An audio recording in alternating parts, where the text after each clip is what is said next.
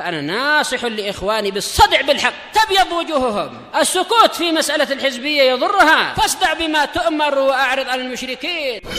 سلامي على دماج ورجالها والشيخ يحيى ودار العلم يا سعد بانيها.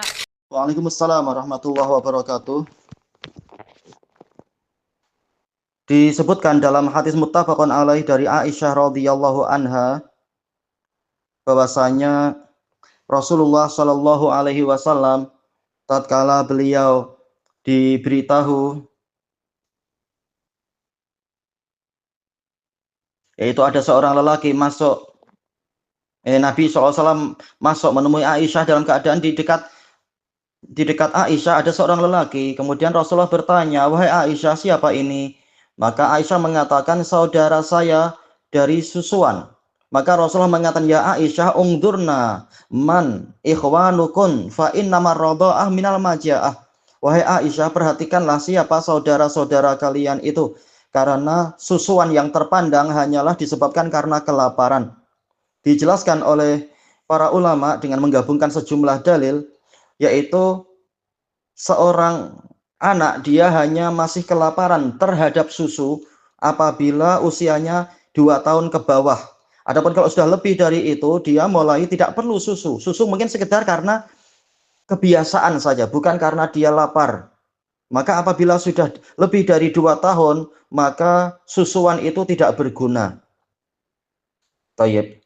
Maka yang terpandang adalah kalau dia disusui dalam keadaan usianya 2 tahun ke bawah. Adapun kalau yang disebutkan dalam soal yaitu sudah 5 tahun, 6 tahun, ini sudah bukan masanya lagi. Dia sudah tidak kelaparan dengan susu, yaitu dia tidak lagi berharap susu. Yang dia harapkan mungkin nasi atau bubur atau mungkin yang lainnya. Dia dikenyangkannya bukan dengan air susu ibu. Mungkin merasa kenyang dengan susu-susu yang lain, tapi dengan air susu ibu mungkin malah dia merasa jijik lah, merasa tidak sedap hati lah, karena sudah lain. Maka yang terpandang hanyalah 2 tahun. Adapun kalau ada hadis, ada peristiwa yang khusus, yaitu kalau orang sudah besar dan berat untuk berpisah dalam keadaan mereka baru tahu hukum, bahwasanya kalau dia belum disusui, bahwasanya sekedar anak angkat itu bukan mahram dan berat untuk dipisah, maka boleh diamalkan hadis Aisyah, yaitu tentang peristiwa Salim Maula Abi Hudzaifah. Ini dikatakan radha'atul kibar. Ini hanya khusus apabila situasinya seperti itu. Tidak boleh bermudah-mudah. Makanya tatkala Aisyah disebutkan, yaitu berfatwa siapapun boleh menjadi mahram asalkan sudah menyusu. Tentunya susuan yang terpandang ya, hadis yang diriwayatkan oleh Imam Muslim dari Aisyah, yaitu 5 sedotan yang mengenyangkan. Maka ini boleh jadi mahram walaupun sudah besar menurut Aisyah. Tapi yang betul, 5 sedotan yang mengenyangkan itu hanyalah sesuai dengan hadis yang lain. Ar-radha'ah minal maja'ah. Dan anak merasa lapar dan sangat memerlukan susu ibu adalah ketika 2 tahun ke bawah. Adapun kalau lebih dari 2 tahun maka tidak lagi terpandang. Kecuali dalam keadaan yang sangat khusus.